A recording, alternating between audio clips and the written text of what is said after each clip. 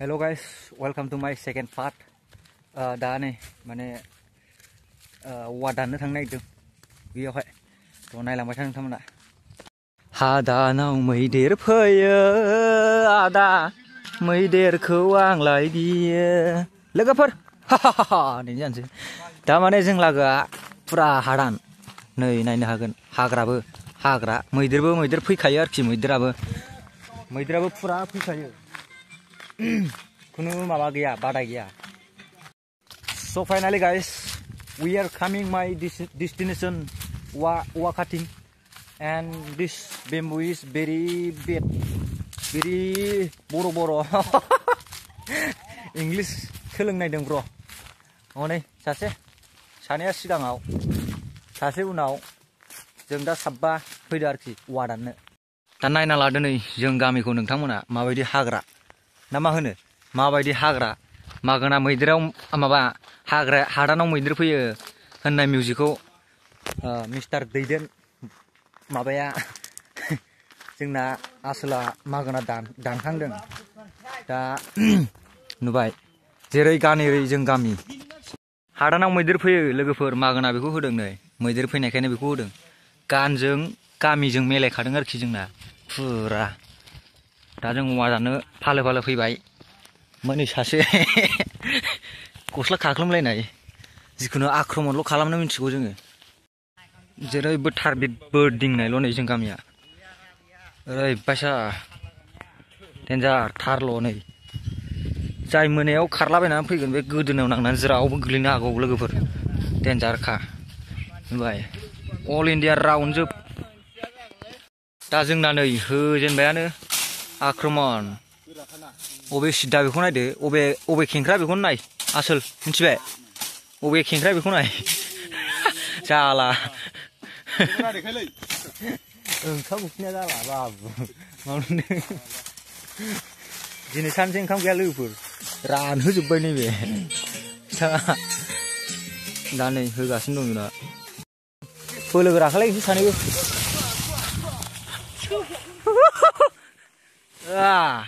फांसे ज्राव आयौ माथो गंसेयानो जायो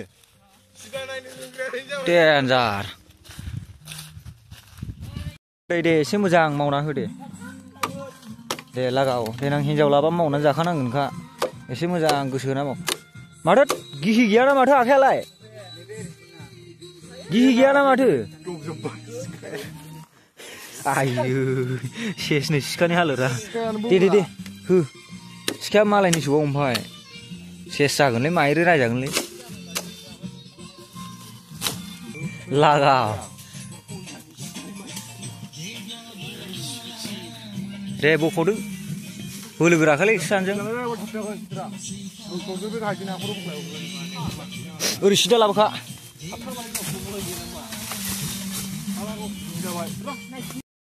आयु फाग्लाना देन्जार वा बेफोरसो औवा होनब्ला लागाव खाथ' खर' ओइ बाबु सिखा लानाय खाथ' खर'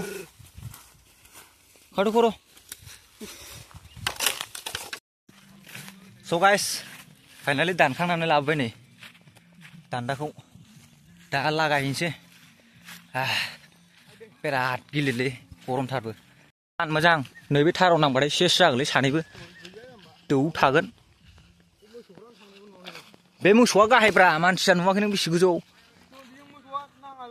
फाग्ला बादेंलाय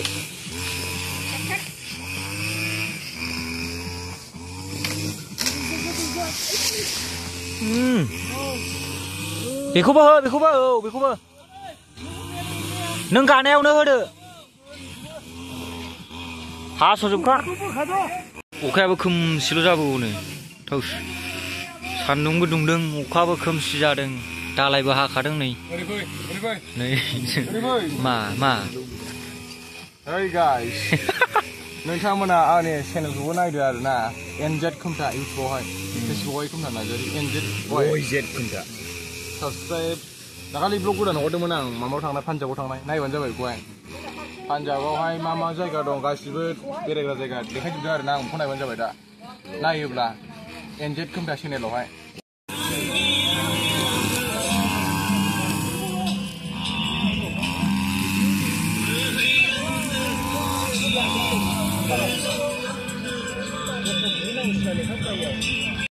दासो थान्दा अखा हानोसै जाजोब्बाय ओइ सानै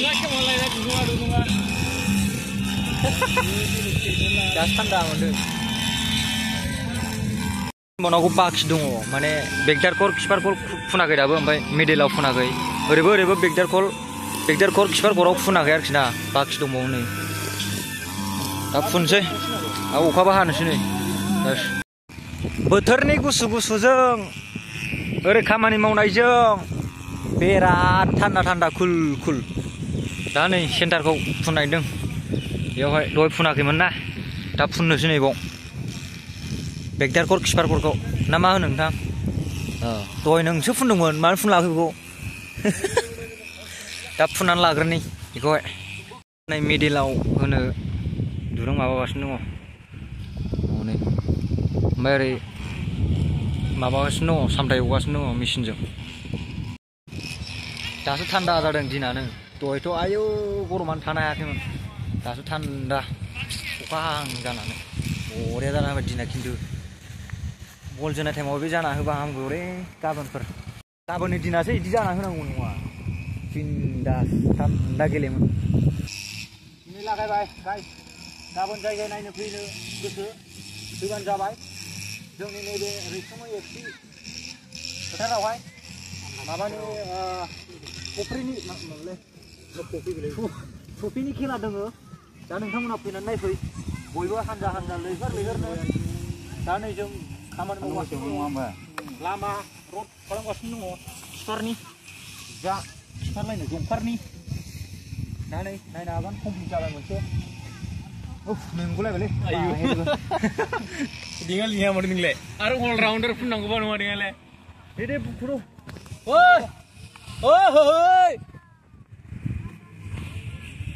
नायलांबाय था दासो मोनसे हाजेनदों स' गाइस नै दा फुनखांजोब्बाय जोङो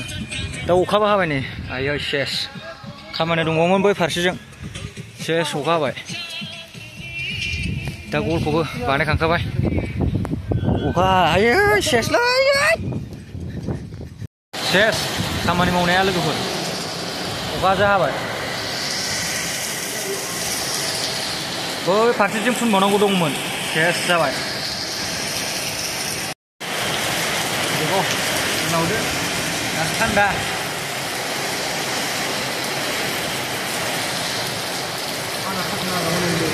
anak partner ada partner ya nih partner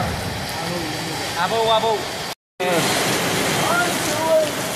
baru tiba baru kak